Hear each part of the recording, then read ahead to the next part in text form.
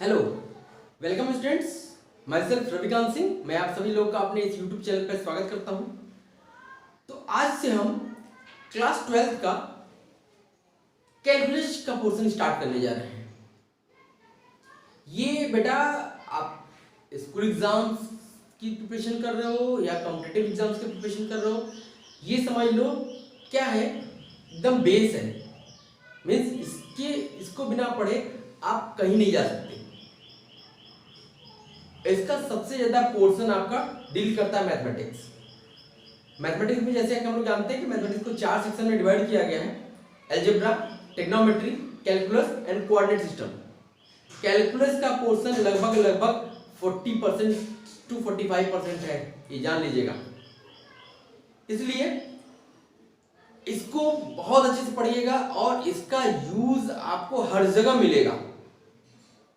हर जगह इसका यूज आपको मिलने वाला है। तो हम लोग कैलकुलस में जो पहला सेक्शन स्टार्ट करने जा रहे हैं, फंक्शन। अब इस फंक्शन को पढ़ने में हमें थोड़ा टाइम लगेगा और इसमें हम बहुत सारी चीजें पढ़ेंगे जिसका कि आगे भी यूज होगा। जैसे सेकंड टॉपिक होगा लिमिट्स, वहां भी इसका बहुत ज्यादा यूज होने वाला है। तो मैंने रिलेशन में स्टार्ट करके सीधे फंक्शन स्टार्ट किया है। रिलेशन को मैं आपको बहुत छोटा टॉपिक है, कभी भी एक्सप्लेन कर दूंगा। इसको आप बहुत ध्यान से पढ़िएगा क्योंकि ये बहुत काम आने वाला है आपको। ठीक है, तो चलिए स्टार्ट करते हैं। तो जो हमारा फंक्शन में, कैलकुलस में जो हम फंक्शन स्टार्ट करने जा रहे हैं, इसमें हम लोग को क्या है कि बेसिकली सबसे पहले हम लोग को ग्राफ की नॉलेज अच्छी खासी होनी चाहिए। तो बहुत सारे क्वेश्चंस क्या होंगे कि ग्राफ से बहुत आसानी से हो जाते हैं। अब ऐसा नहीं है कि केवल ग्राफ आता है तो आप कर लोगे, ऐसा भी नहीं है। हाँ, हो जाएंगे, लेकिन हर क्वेश्चन ग्राफ से हो ये भी पॉसिबल नहीं है। लेकिन मैक्सिमम क्वेश्चन ग्राफ से आप इजीली सॉल्व कर सकते हो। इसलिए मैं जो इसका स्टार्ट करने जा रहा हूं, मैं सीधे आपको ग्राफ से ही स्टार्ट करने जा रहा हूं।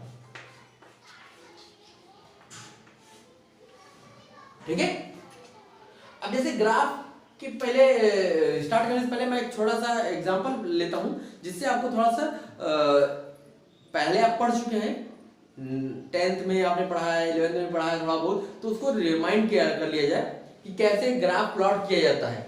ठीक है, जैसे मान लिया हमारे पास एक फंक्शन दिया है कि y is equal to f x. X का फंक्शन है y और ये फंक्शन क्या दिया गया है, एक्स स्क्वायर। ठीक, तो हम लोग ग्राफ प्लॉट करने के लिए क्या करते थे, जैसा कि 9th क्लास में हम लोग करते थे, 10th में भी आपने किया होगा कि हम लोग एक टेबल बनाते थे। इसमें ये हमारा y होता है, यहाँ x होता है। x की अलग अलग वैल्यूज हम लेते हैं, उसके करस्पॉन्डिंग y की वैल्यूज हम लोग फाइंड करते हैं। तो हम लोग ग्राफ में क्या करते हैं, x की अलग अलग वैल्यूज लेते हैं और उसके करस्पॉन्डिंग y की वैल्यू फाइंड करते हैं। जैसे x की वैल्यू 0 रखोगे तो y की वैल्यू क्या मिलेगी, 0। 1 रखने पे 1 मिलेगी, 2 रखने पे 4 मिलेगी, 3 रखने पे 9 मिलेगी, -1 लिखने पे 1 मिलेगी, -2 लिखने पे 4 मिलेगी। ठीक है, ये वैल्यूज मिली। तो इसके करस्पॉन्डिंग हम लोग क्या करते हैं कि कोऑर्डिनेट फॉर्म में लिख लेते हैं। जैसे ये पहला क्या होता है, x, y होता है, तो पहला पॉइंट क्या हो गया, 0 0। दूसरा पॉइंट क्या हो जाएगा, 1 1।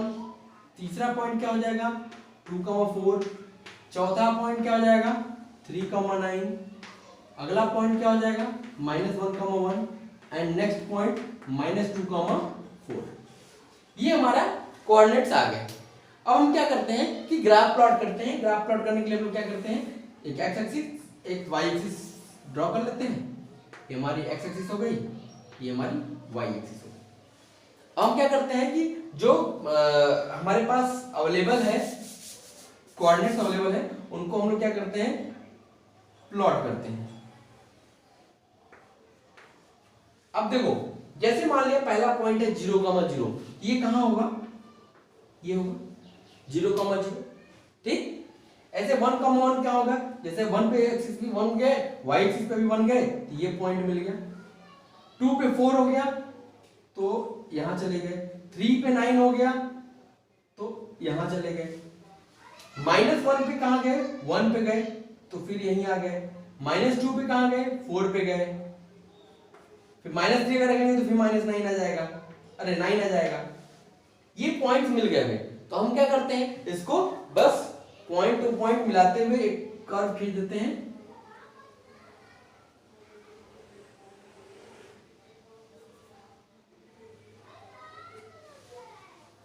तो ये हमारा क्या हो गया, ये हमारा ग्राफ प्लॉट हो गया। किसका ग्राफ प्लॉट हो गया, y is equal to x square का ग्राफ प्लॉट हो गया। ठीक है, ये हमारा क्या है, ओरिजिन है और बाकी सारे पॉइंट्स हैं। जब इतना समझ गए, अब हम बात करते हैं कि ग्राफ में हमें क्या क्या टर्मिनोलॉजी पता करनी चाहिए, होनी चाहिए, पता होनी चाहिए। अब उस टर्मिनोलॉजी के बारे में देखते हैं, नोट कर लीजिए, फिर उसके बाद बात करते हैं। अब देखिए, हम टर्मिनोलॉजीज की बात करते हैं। इसमें पहला टर्मिनोलॉजी हमें पढ़ना है कि डोमेन क्या होता है। किसी भी ग्राफ या किसी फंक्शन का डोमेन क्या होता है, इसकी हम बात करेंगे। तो डोमेन क्या होता है, set containing all acceptable values of x, variable x. अब ऐसा नहीं कि अगर किसी इक्वेशन में एक्स नहीं तो हम नहीं वो करेंगे, मतलब एक्स का मतलब अगर एक्स में फंक्शन दिया तो उसका वेरिएबल एक्स लेते हुए उसका जो एक्सेप्टेबल वैल्यूज होंगी वो हमारा डोमेन होगा। अगर वाई दिया होगा तो वाई का एक्सेप्टेबल वैल्यू जो होगा वो डोमेन होगा। तो ऐसा नहीं कि एक्स लिख दिया तो एक्स में होगा तभी हम उसका डोमेन फाइंड कर सकते हैं। तो ऐसा सेट जो वेरिएबल एक्स की वैल्यूज के लिए डिफाइन होगा उसको हम लोग बोलते हैं डोमेन। अब देखो क्या है, जैसे अगर हम यहाँ ग्राफ की बात कर रहे हैं, तो जैसे अगर हमारे पास एक ग्राफ दिया हुआ है,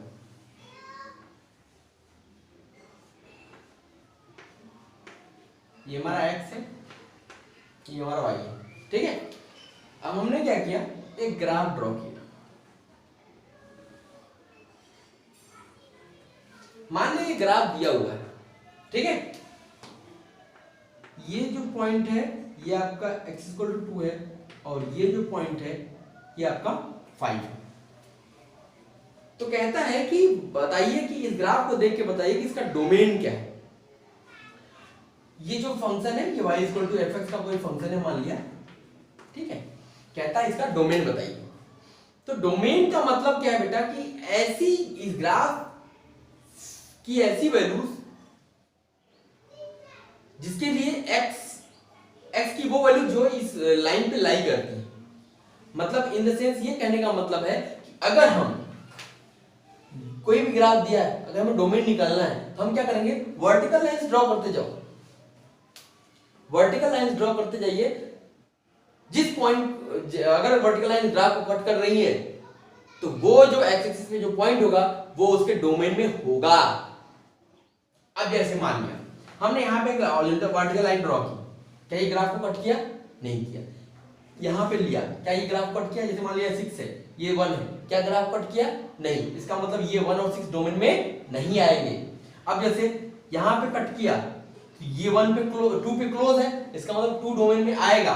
यहाँ पे कट किया, 5 पे क्लोज है, इसका मतलब 5 भी डोमेन में आएगा। इधर लाइन ड्रॉ किया तो ये भी कोई वैल्यू होगी, ये वैल्यू भी डोमेन में आएगी।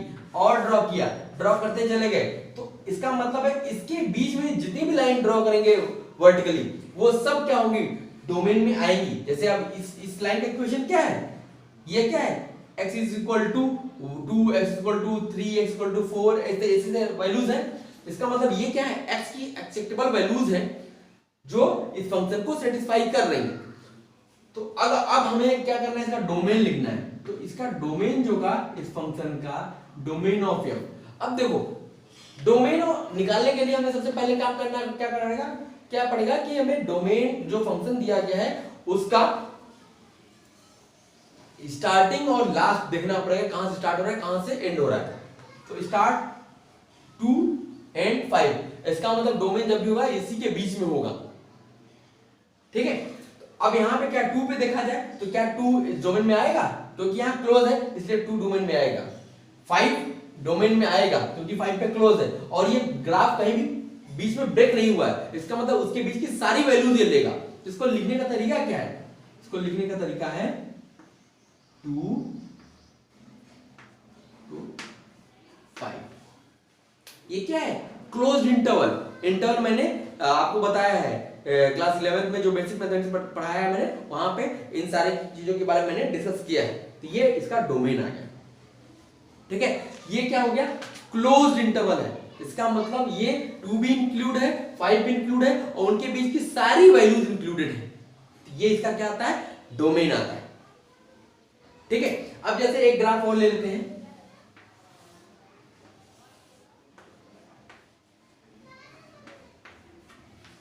जैसे मान लिया हमारा एक ग्राफ है,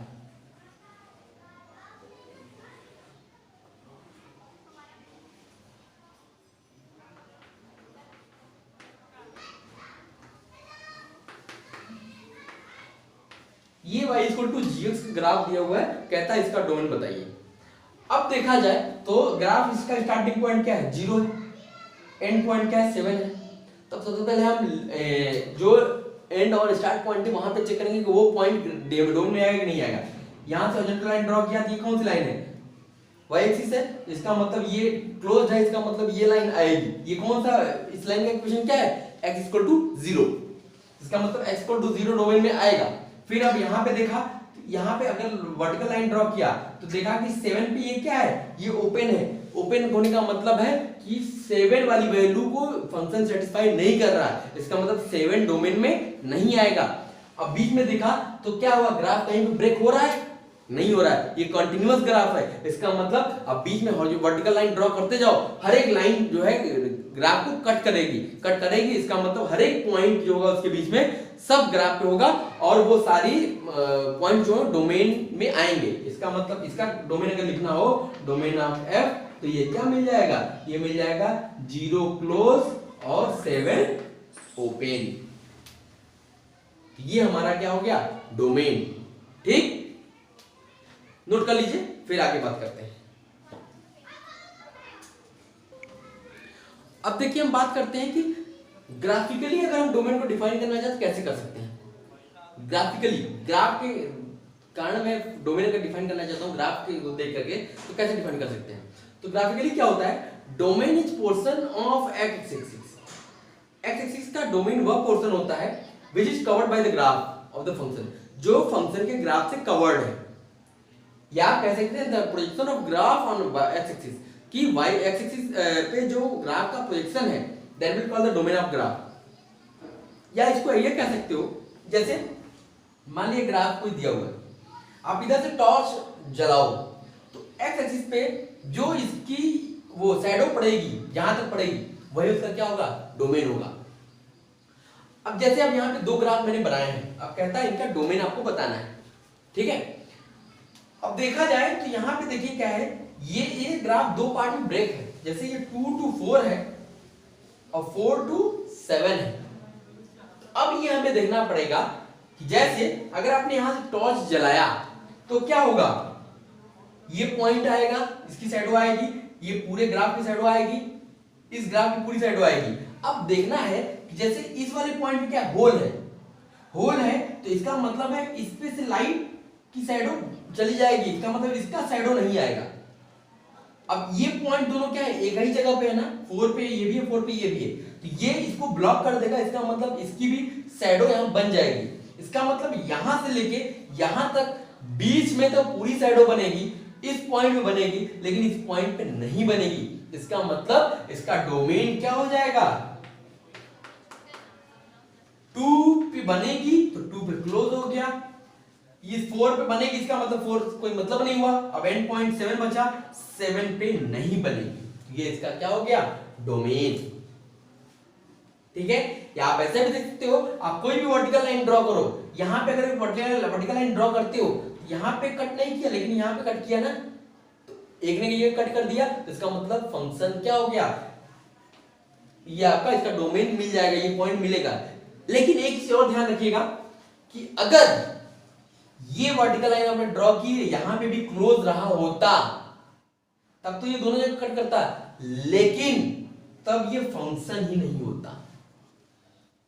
तब ये y इक्वल टू gx जो हम फंक्शन की बात कर रहे हैं, तब ये फंक्शन ही नहीं होता, तो हम वो डोमेन तो बात ही नहीं करते।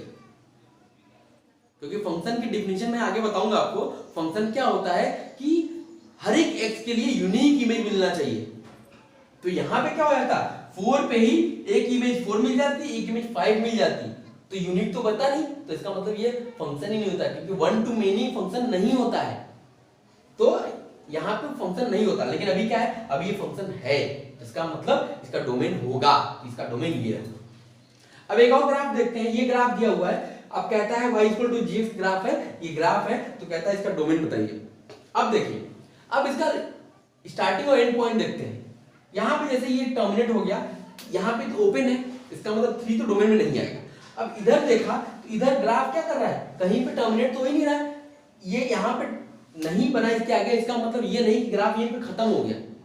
ये ग्राफ क्या है, इधर बढ़ता चला जा रहा है, क्या कर रहा है, अप्रोच कर रहा है, किसको कर रहा है, एक्स एक्सिस को अप्रोच कर रहा है। कहां पे कर रहा है, इन्फिनिटी तक कर रहा है, कभी मिलेगा नहीं, टच नहीं करेगा, लेकिन अप्रोच करता रहेगा, उसकी तरफ बढ़ता रहेगा, लेकिन कभी टच नहीं होगा। तो इसका मतलब ये एक्स एक्सिस है ना, एक्स एक्सिस को टच नहीं कर रहा है, लेकिन अप्रोच कर रहा है, तो कहां तक करेगा, इधर क्या, इधर प्लस इन्फिनिटी होता है, इधर माइनस इन्फिनिटी होता है, इसका मतलब इसका डोमेन क्या हो जाएगा, माइनस इन्फिनिटी, क्योंकि माइनस इन्फिनिटी तक जा रहा है, और यहाँ पे क्या है 3, और 3 पे क्या है ओपन, ये इसका डोमेन आ गया। समझ में आ गया बच्चों? तो ये ध्यान रखिएगा बेटा, ये जो मैं पढ़ा रहा हूं बहुत बेसिक से स्टार्ट किया हूं, आपको हर एक चीज समझ में आएगी। बस क्या करिएगा, प्रॉपर नोट्स बनाइएगा, एक बार 2 बार 3 बार इसको पढ़िएगा खुद से, क्योंकि एक बार में चीजें नहीं समझ में आने वाली हैं, और ये अगर नहीं आया तो पूरा कैलकुलस आपको समझ में नहीं आएगा, ये गारंटीड है। तो आपका काम है, अभी स्टार्ट किया हूं, आराम से पढ़िएगा, धीरे धीरे। मैं बहुत बड़े लेक्चर्स नहीं बनाऊंगा, छोटे छोटे लेक्चर्स बनाऊंगा, ताकि आप धीरे धीरे पढ़ें और सॉलिड पढ़ें। ठीक है, नोट कीजिए, फिर आगे चलते हैं। चलिए अब हम दूसरे टर्मिनोलॉजी की बात करते हैं कि रेंज ऑफ फंक्शन। जैसे डोमेन पढ़ लिया कि x की एक्सेप्टेबल वैल्यूज जो होती है वो हमारी डोमेन होती है, तो रेंज क्या होगा, set of all obtained values of y। तो y की जो वैल्यू x की वैल्यू रखने पे ऑब्टेन्ड हुई है, तो वो वैल्यू जो होती है वो आपकी क्या होती है, उसका सेट जो बनेगा वो आपका क्या होगा, रेंज होगा। ये तो डिफिनीशन हो गई। अगर हम ग्राफिकली बात करें, जैसे डोमेन के लिए हमने क्या किया कि ग्राफ का प्रोजेक्शन ऑन एक्स एक्सिस लिया, ऐसे ही अगर ग्राफ का प्रोजेक्शन y एक्सिस पे ले लेंगे तो हमारा क्या हो जाएगा, रेंज हो जाएगा। तो range is a portion of y axis covered by the graph of the function. Function के ग्राफ के कारण जो एरिया कवर करेगा y एक्सिस पे, जो पोर्शन कवर करेगा, उसको हम लोग रेंज बोलेंगे, या बोलेंगे range in the projection of graph on y axis. ठीक, अब देखिए जैसे ये हमारे पास ग्राफ दिया हुआ है, कहता है इसका रेंज बताओ। तो डोमेन तो हमें निकाल लिया, अब रेंज की बात करते हैं। अब आप जब डोमेन के लिए क्या बताया था कि आप हॉरिजॉन्टल वर्टिकल लाइंस ड्रॉ करोगे, ऐसे ही आप डोमेन रेंज के लिए क्या करोगे, वर्टिकल ये हॉरिजॉन्टल लाइंस ड्रॉ करोगे, डोमेन के लिए वर्टिकल लाइंस ड्रॉ करोगे।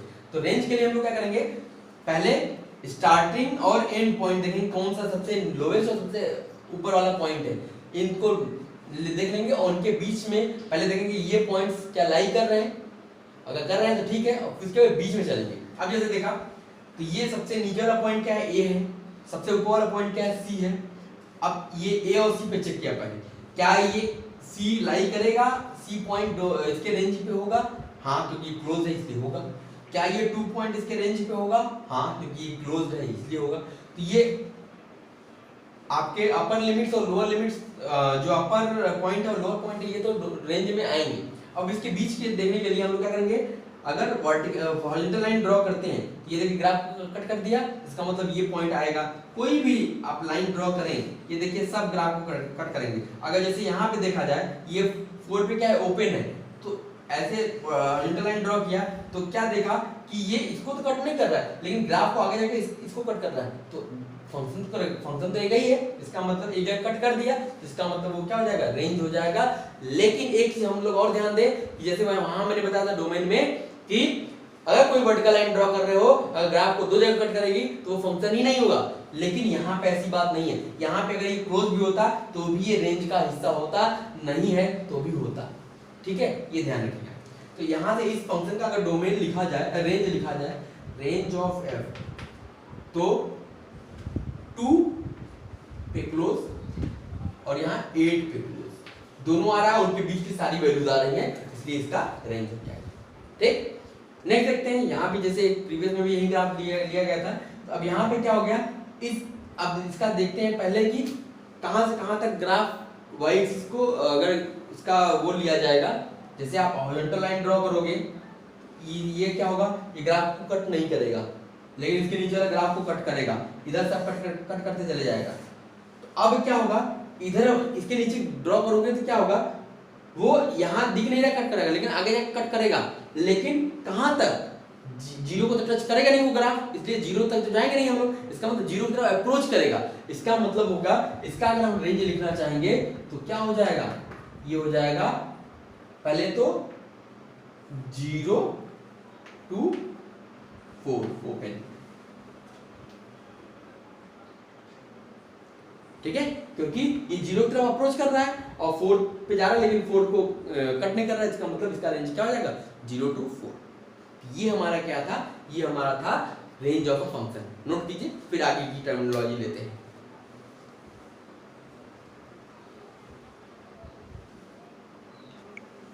अब तीसरी टर्मिनोलॉजी की बात करते हैं, रूट क्या होता है। तो रूट को क्या होता है, it is the value of x for which y is 0। तो एक्स की वो वैल्यू जिसके लिए फंक्शन 0 हो जाए, फंक्शन की वैल्यू 0 हो जाए, उसको हम बोलते हैं रूट। ये तो डेफिनेशन हो गई।